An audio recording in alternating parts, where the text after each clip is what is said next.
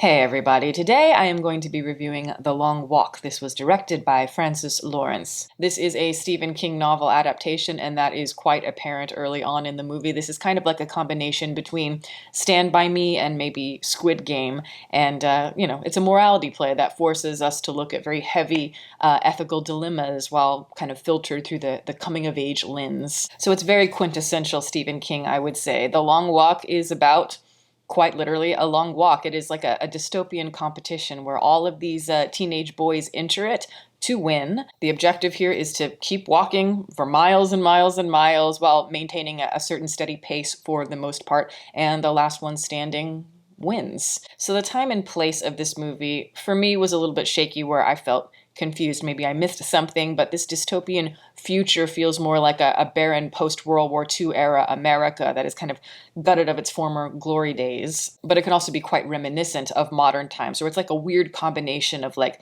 nostalgia as well as the present day. Not sure quite what to make of that, but it's certainly topical and quite eerie, the timing of this release. In some ways, I think the world building should have been developed a lot more, so we could have given the movie a lot more layers to sink our teeth into.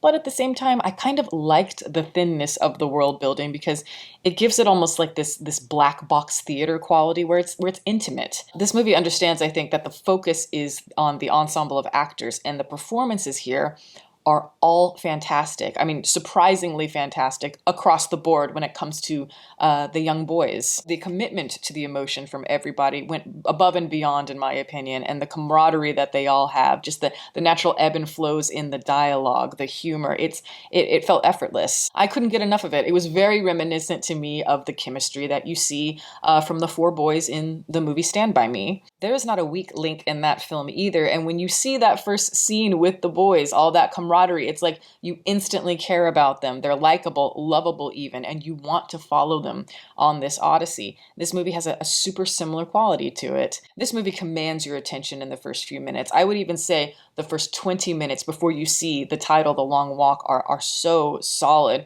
to the point where it's like, oh great, I already can tell that I'm going to like these characters, and I already feel like I'm going to get emotionally invested, where I'm not looking forward to the inevitable gut-wrenching outcomes for them. Lawrence obviously has a lot of experience under his belt as a director, and overall I would say the direction of The Long Walk is solid. Now, is it masterful? No. I actually think some of the decisions feel a little bit off. For instance, the color grading didn't feel quite right to me. But at the same time, there is this commanding energy to the film, and I think it grows more into itself as the movie expands, the more it opens up. It's like the cinematography grows more rich, and it's like we see all these beautiful like Americana road trip imagery. It kind of has that Walter Evans Great Depression era quality that I enjoy, where it's like capturing the cultural landscape. This film does keep a very steady pace. I'm sorry, there's going to be a lot of puns in this one probably, but I never felt the need to look at my watch. I never felt like the movie was dragging. I was tense and alert the entire time, where I never felt like I could relax, and I mean, that's kind of the point. It did its job. A lot of these characters in the movie, they feel like typical stock characters without much deviation, which is part of what makes them so predictable.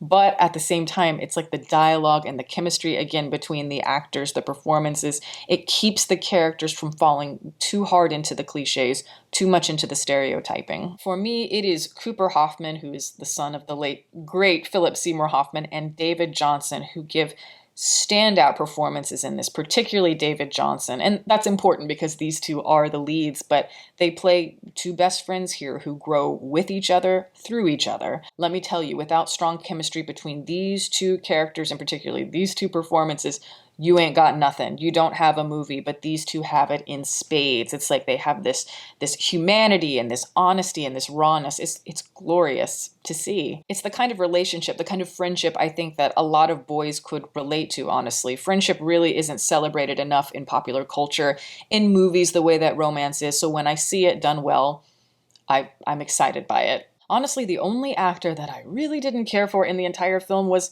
ironically, Mark Hamill, who's probably the most notable actor here. Not that he's terrible or anything, he's not. It's just he didn't quite land. He didn't feel properly menacing enough to where I really felt that risk, that shadow throughout the movie, nor did he like relish enough in the glee of villainy like maybe I wanted him to. Thankfully, he's not in the film that much. I mean, Yes, he is, but it's like he's more like in the peripherals of the movie, constantly in the margins, so I didn't mind it that much. For me, it was the humor in this movie that I enjoyed a lot. The conversations with the boys, they feel maybe not super realistic, but again, you can relate to them. It's like they're crass, they're vulnerable at times, they're reflecting, again, this rawness of male bonding. And it's effective because it makes the brutality when somebody gets shot, maybe a few minutes later, all the more jarring. It's like this movie never wants you to be comfortable. It's always like you're on a tightrope. But I will say, as much as I appreciated and fell into the tension of this movie, the simplicity of it, the structure does kind of hinder the movie at the same time, especially as it goes into the third act, because I don't know, it feels like the story is afraid to veer into those really devastating places. I feel like you could have elevated a lot of these ethical dilemmas, these plot points, into something that is super powerful, that stays with you, but by keeping them very skeletal and formulaic, we lose a lot of that. As an example, some of these characters are set up in such a way, they're planted as devices early, but then in the second half, the payoff is just, it's a bit of a letdown as a conflict. And there are several characters I can point to specifically for this, but I'm not going to because that would, be spoilers. It has nothing to do with the performances themselves. It's just the writing. Within the first 5 minutes of this movie, I think you have a pretty good idea of what each character is going to be, what function they're going to serve, and what their fate is inevitably going to be. Even the bigger twists in this movie are telegraphed in such a way that they are so obvious from the get-go that it was a big problem for me. The grander statements on America through the humanity of these characters, I think, could have been so much more contemplative in that second half, particularly in that third act. But to me, it falls apart more when it's trying to make a grander commentary on America. And I mean that ethically, spiritually, in every sense of things. But this movie absolutely excels in the intimate moments. This movie stays afloat, and for a movie these days that's really saying something, this was a pleasant surprise. I was fully emotionally engaged in this movie, fully invested in it. It's not brilliant, but it'll do the job. I know this can be a heavy watch and certainly an emotional ride at times, but yeah, I'm going to recommend this as a full price movie.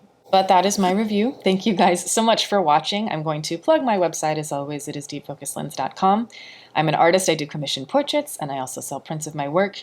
If that's something you're interested in, you can always go to the website below. And if you have a question about a commission or a print, you can always email me.